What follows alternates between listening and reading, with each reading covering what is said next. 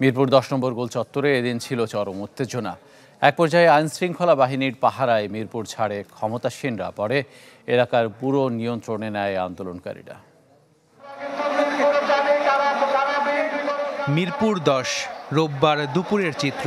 থেমে থেমে ধাওয়া, পাল্টা ধাওয়া, ইটপাটকেল নিক্ষেপ, আগুন, সংঘর্ষ।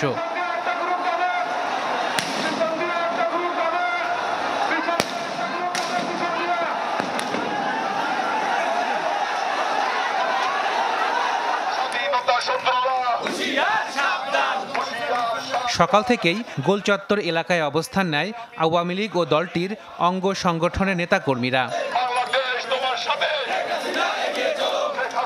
নেতাকর্মীদের পক্ষ থেকে দাবি করা হয়, দেশকে অস্থিতিশীল করার জন্য একটি পক্ষ কাজ করছে।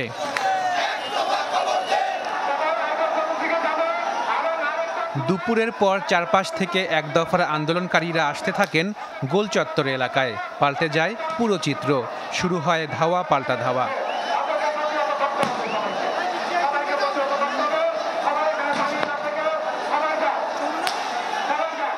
আতঙ্ক ছড়িয়ে পড়ে মিরপুর 10, মিরপুর 2 সহ আশপাশের এলাকায়।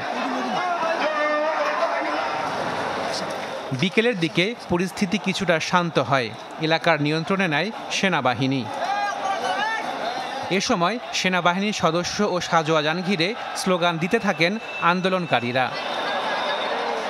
আশেকেন প্রিন্স, চ্যানেল 24, ঢাকা।